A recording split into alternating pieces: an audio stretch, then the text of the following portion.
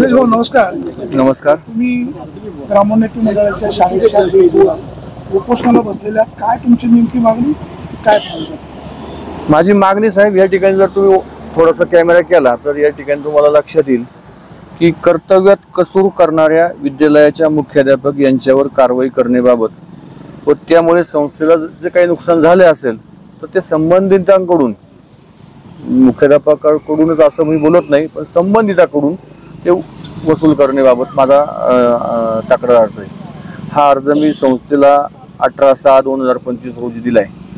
संस्था काय म्हणाली सांगतो ना. संस्थेने या माझ्या पत्राला मला एकही उत्तर दिलेलं नाही, म्हणून मी त्यांना पुन्हा एकदा 2/9/2025 दुसरा अर्ज केला. दुसरा अर्ज हा डायरेक्ट उपोषणाचा का केला? उपोषणाचा हा अर्ज माझा करायची वेळ का आली? का तर साहेब, वाणी साहेब, या ठिकाणी बघा माझ्याकडे जनमाहिती अधिकाराखाली हे बघा, हे सगळे अर्ज आहेत. 12-13 अर्ज माझ्याकडे आहेत. हे सगळ्या अर्जांना मला अशी उत्तरं मिळाल्यामुळं याही अर्ज काय काय होती एवढे अर्ज सांगतो. माझे अर्ज जे होते, माझी मागणी होती ती विद्यालयाच्या संदर्भात होती. शिक्षणाची जी काही गुणवत्ता आहे ती टिकली पाहिजे. ती टिकवण्यासाठी काय काय योजना करतायत मी मागवत होतो, पण मला त्याची उत्तरं काय तशी मिळाली नाही. किंवा या शाळेचा दर्जा घसरला असं म्हणावं लागेल, कारण विद्यार्थी संख्या घटली, विद्यार्थी संख्या वाढली की शाळेचा दर्जा वाढला, उंच जातो. विद्यार्थी संख्या जर संस्थेची घटली असेल तर शाळे गुणवत्ता कमी नाही. आता ती कारण काय आहेत? आता या ठिकाणी मी जो अर्ज केला त्याला उपोषणाचा अर्ज मी त्यांच्याकडे केला का मी दिनांक 15 सप्टेंबर पासून उपोषणाला बसत आहे. तर मी त्यानुसार संपूर्ण वरिष्ठ कार्यालयांना मी माझं म्हणणं या ठिकाणी मांडलं. त्यामध्ये माननीय शिक्षण संचालक पुणे विभाग असेल, शिक्षण अधिकारी साहेब माध्यमिक पुणे जिल्हा परिषद आहे, माननीय शिक्षण संचालक महाराष्ट्र राज्य पुणे माध्यमिक व उच्च माध्यमिक यांच्याकडे मी अर्ज केला. माननीय आयुक्त शिक्षण महाराष्ट्र राज्य पुणे यांच्याकडे अर्ज केला. माझ्या उपोषणाची जी मी काही जिथं जिथं मला अर्ज करायला पाहिजे त्या ठिकाणी केले. DYSP साहेबांना केला, तहसीलदार साहेबांना केला, आळेफाटा पोलीस स्टेशनला केला, ग्रामपंचायत तंटामुक्ती अध्यक्ष सर्वांना मी माझं अर्ज करून मी आज या ठिकाणी उपोषणाला या ठिकाणी बसलेलो. काल या ठिकाणी मी उपोषणाला बसलो. आज माझा उपोषणाचा हा दुसरा दिवस. या ठिकाणी काल जेव्हा माझे उपोषणाची पत्र वरिष्ठ कार्यालयाला पोचली तर त्यावेळेस सन्माननीय शिक्षण अधिकारी माध्यमिक पुणे जिल्हा परिषद पुणे भाऊसाहेब कारेकर या साहेबांनी गट शिक्षण अधिकारी सन्माननीय लांडे साहेब यांना त्या ठिकाणी आदेश पारित केला आणि त्या आदेशानुसार काल गट शिक्षणाधिकारी साहेब या ठिकाणी आले. त्यांनी मला विनंती केली की उपोषण तुम्ही या ठिकाणी सोडावं. मी तुम्हाला लेखी देतो की या संस्थेची मी सखोल निपक्षपातीपणे चौकशी करेल. त्यांनी या ठिकाणी एक चौकशी समिती ती या ठिकाणी नेमलेली आहे. त्या समितीमध्ये साधारणतः विस्तार अधिकारी आहेत, केंद्र प्रमुख आहेत. तर हे लोकांची समिती या ठिकाणी आज त्यांनी मला लेखी दिलं की उद्या तुमच्याकडे या ठिकाणी समिती येईल आणि चौकशी चालू होईल. आणि चौकशी 16 पासून समिती गठीत केली, 16 पासून सुरू होईल. आता तुमची मागणी काय? आता चौकशी समितीनं फक्त माझी मागणी एवढीच आहे की हा जो काही अहवाल असेल वस्तुनिष्ठ, जी वस्तू खरी आहे ते खरं, तो अहवाल समितीनं शिक्षणाधिकारी गट शिक्षणाधिकारी साहेबांना द्यावा. म्हणजे गट शिक्षणाधिकारी साहेब तो शिक्षणाधिकारी साहेब पुणे यांच्याकडे पाठवतील आणि माझा अर्ज मी पुणे विभागाला केलेला आहे, उपसंचालक साहेबांना केलेला आहे. त्यांच्याकडं माझं जे काही म्हणणं होतं तर त्याचं मला उत्तर त्यांच्या मार्फत मला मिळेल असं माझी अपेक्षा आहे. मुख्याध्यापक संदर्भात तुमची काय तक्रार आहे नेमकी? मुख्याध्यापकांच्या संदर्भामध्ये तक्रार अशी आहे की थोडंसं आमच्या गावातील ही संस्था आहे आळे संतवाडी कोळवाडीची, तर अनेक सभासद या ठिकाणी आहेत. सभासदांचे मुलं या ठिकाणी शिकतात. तर गेल्यानंतर त्यांच्याशी व्यवस्थित वागणूक झाली पाहिजे. त्यांच्याशी त्यांचं काय म्हणणं आहे ते समजून घेतलं पाहिजे, त्यांच्याशी व्यवस्थित भाषेमध्ये बोललं पाहिजे. अशा काही तक्रारी प्राप्त आहेत? तक्रारी प्राप्त आहेत. या ठिकाणी तुम्हाला लागत असतील तर त्या तक्रारी कारवाई त्यांच्यावर केली नाही? त्यांना तोंडी समज दिलेली आहे संस्थेने, परंतु त्याच्यात किती बदल झाला काय झाला मला माहीत नाही.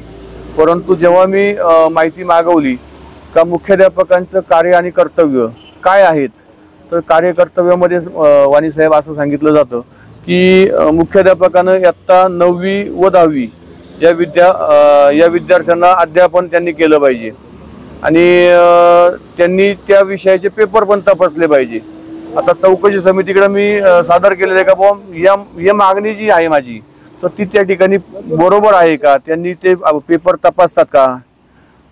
दुसरी गोष्ट ते त्या ठिकाणी अध्यापन त्या विद्यार्थ्यांना 9वी 10वीला शिकवायला जातात का, तर ते जात नाहीत. दुसरी गोष्ट अशी का या ठिकाणी एक माझ्याकडे अर्ज आहे, हा साधारणतः 1/1/2024चा अर्ज आहे.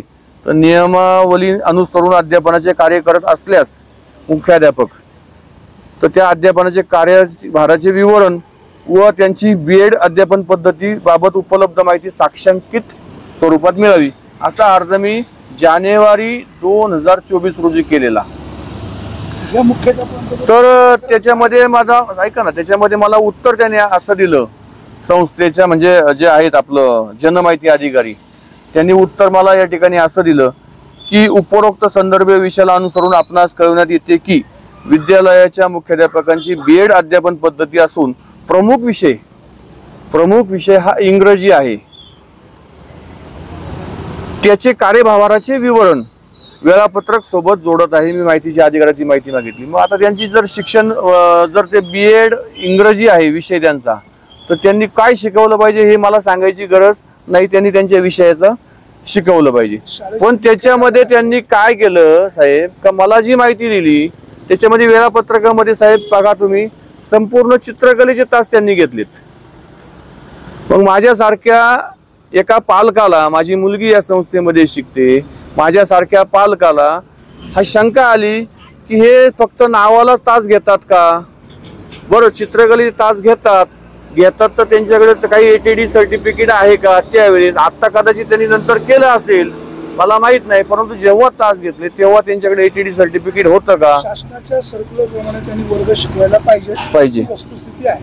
परंतु मुख्याध्यापक हा एक प्रशासनाचा भाग असतो, जे मीटिंग अटेंड करणे, समजा पुण्याला जुन्नरला काही मीटिंग असते तिकडे जाणे, 9वी 10वीच्या वर्गाला ठराविकच वेळेस शिकवलं, त्यांच्या अभ्यासावर परिणाम झाला, त्याचे मार्क कमी झाले, पुन्हा प्रॉब्लेम निर्माण होऊ शकतो. माझा मुद्दा समजून घ्या साहेब. या ठिकाणी महाराष्ट्र खाजगी शाळातील कर्मचारी सेवेच्या शर्ती नियमावली आहेत. हे मी काय सांगत त्याच्यामध्ये शासनाने नियमातून बदल करावा. आता हे शासनाचा प्रश्न आहे साहेब. शासनाने काय सांगितलंय, मुख्याध्यापक पदाकरता शासनाने वेळोवेळी विहित केलेल्या कार्यभारानुसार इयत्ता 9वी व 10वीचे अध्यापन करील व त्या विषयांचे पेपर तपासील. एवढं धडधडीत सांगितले. माझी मागणी तीच आहे का. आता ते संस्था करून का घेत नाही हे मला माहित नाही, परंतु मी जेव्हा माझी मी विचारला असता विद्यार्थ्यांना, ते बोलले का आम्हाला असे सर या ठिकाणी शिकवायला नाही, तिथं दुसरे शिक्षक असतात. मग यांच्या विषयाच्या यांच्या वेळापत्रकामध्ये कुणी खाजगी कंत्राटी शिक्षक संस्थेने भरला की काय अशी शंका मला आली. म्हणून मी हे संपूर्ण अर्ज या ठिकाणी केलेत. आणि विशेष म्हणजे याच्या अगोदर जे मुख्याध्यापक होऊन गेले, अनेक मुख्याध्यापक झाले, वाजगे सर झाले, पावबाके सर झाले, त्यानंतर चौधरी सर झाले, पवार सर झाले, चासकर सर झाले, आता अलीकडच्या काळामध्ये पारवे सर सुद्धा या ठिकाणी चांगलं काम त्यांचं या संस्थेला लागलेलं आहे. ते सर्व मुख्याध्यापकांनी अध्यापन करण्याचं काम त्यांनी या ठिकाणी प्रशासन सांभाळून त्यांनी अध्यापन केलेलं आहे. तर माझी मागणी हीच आहे, शासनाने जर नियम काढला का मुख्याध्यापकांनी शिकवू नये तर माझं काहीच म्हणणं नाही, पण शासनाचा नियम जर आहे मुख्याध्यापकांनी शिकवलं पाहिजे तर माझी मागणी तेवढीच आहे का त्यांनी शिकवावं. निलेशराव, तुम्ही एक उच्च शिक्षित आहात, ग्रामपंचायतीमध्ये काम केलेले, आपल्या अर्धांगिनी ग्रामपंचायत सदस्य आहात. हा विषय चर्चेने पण सुटला असता.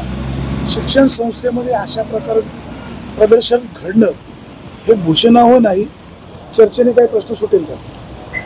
माझं म्हणणं एक आहे की साहेब, मी जर गेले 1.5 वर्ष या संस्थेकडे अर्ज करतोय आणि 1.5 वर्ष अर्ज करून जर मला न्याय मिळत नाही, याच्या अगोदर असे चर्चेतून अनेक वेळा प्रश्न सोडवण्याचे प्रयत्न केलेले आहेत. काही प्रश्न संस्थेने माझे वरचेवर सोडवलेले सुद्धा आहेत, म्हणजे तेही तुम्हाला सांगितलं पाहिजे. संस्था काहीच करत नाही असं नाही, त्यांना जे जे प्रश्न सोडवता आले ते त्यांनी सोडवले. परंतु मुख्य प्रश्न जे आहेत ते काही त्यांच्याकडनं मला अपेक्षित उत्तर न आल्यामुळं ते प्रश्न प्रलंबित राहिले, म्हणून मला उपोषण करण्याची वेळ आली.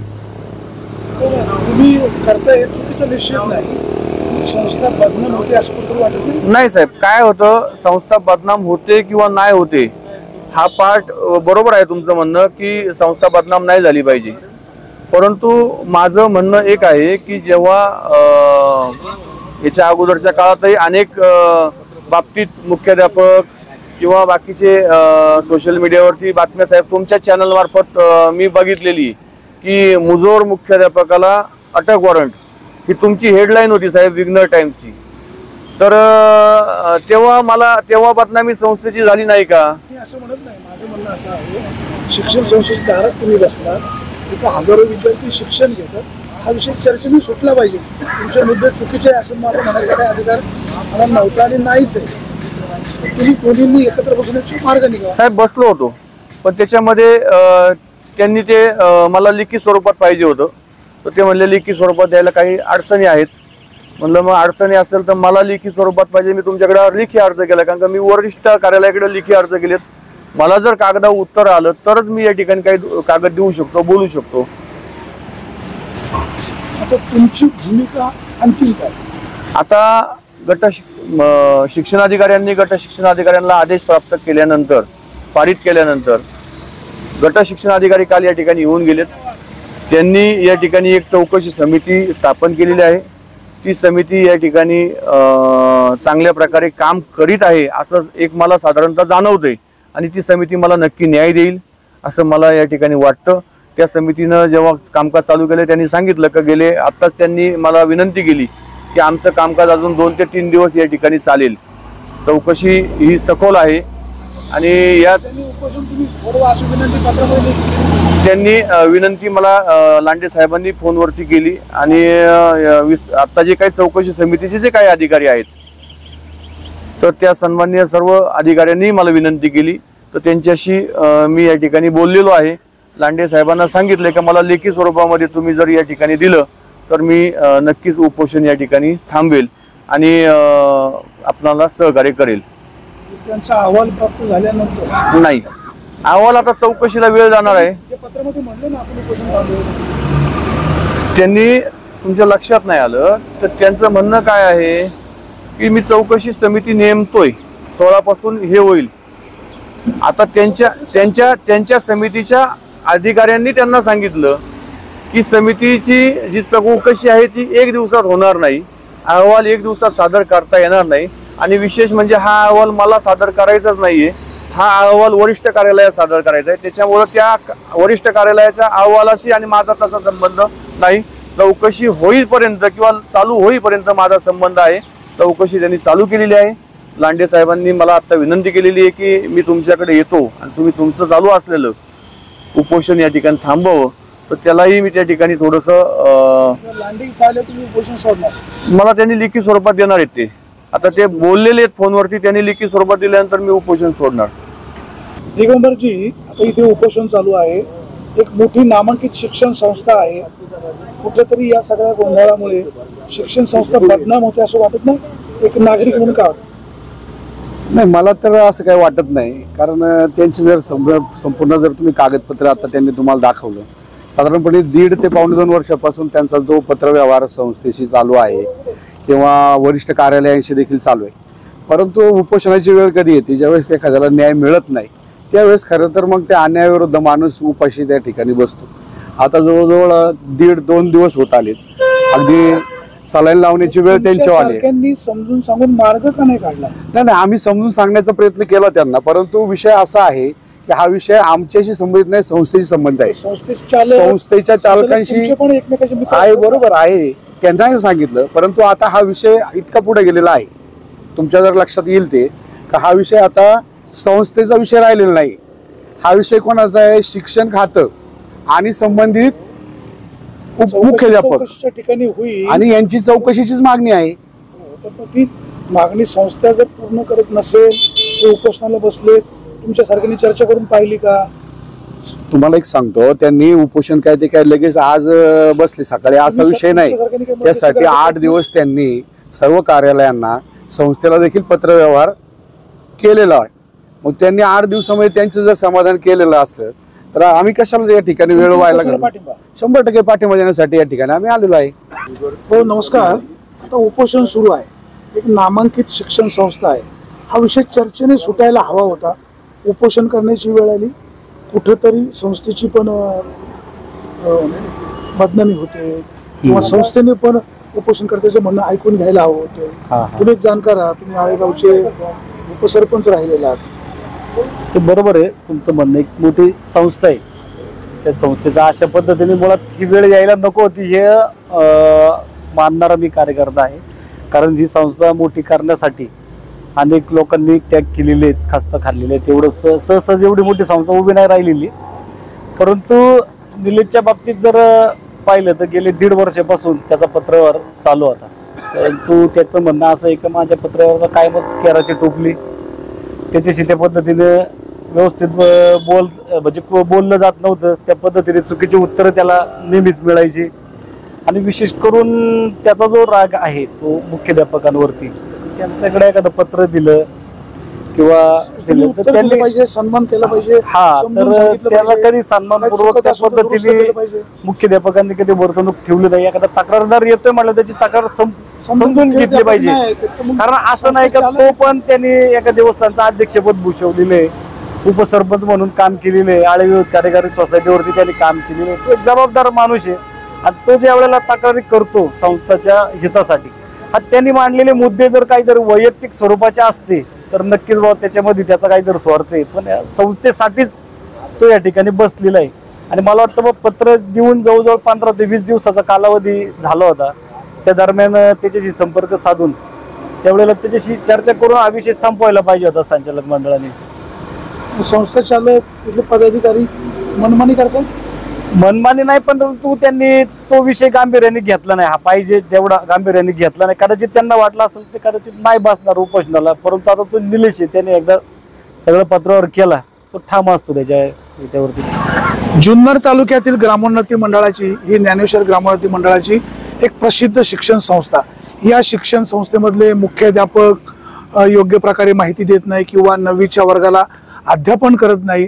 शासनाचं जे सर्क्युलर आहे त्याच्याप्रमाणे अंमलबजावणी होत नाही म्हणून निलेश शिंदे या ठिकाणी उपोषणाला बसलेले आहेत.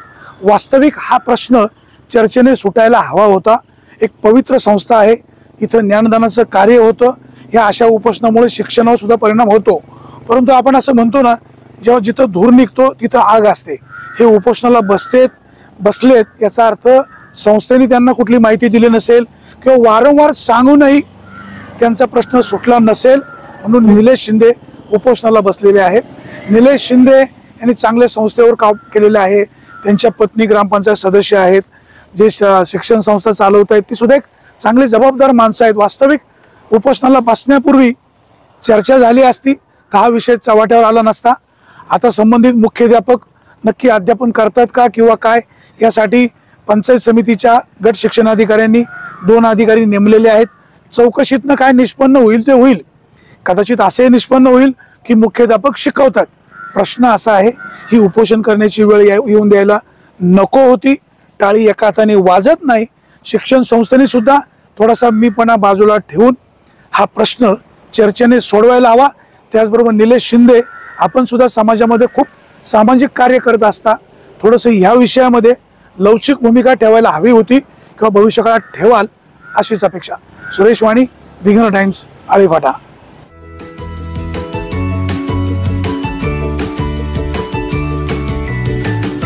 बातम्या शेतीच्या, बातम्या मातीच्या, बातम्या अन्यायाच्या, गुन्हेगारीच्या,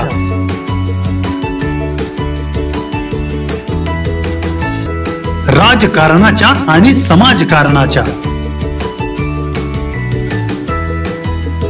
शोषणाविरुद्ध बुलंद आवाज, जनसामान्यांच्या हुंकाराची गाज, सत्कार्याला प्रोत्साहन,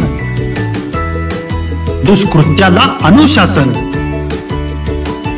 निर्भीड, निस्पृह, सडेतोड, बेधडक आणि रोखटोक म्हणजेच विघ्नहर टाइम्स. शोध बातमीचा, ध्यास सत्याचा.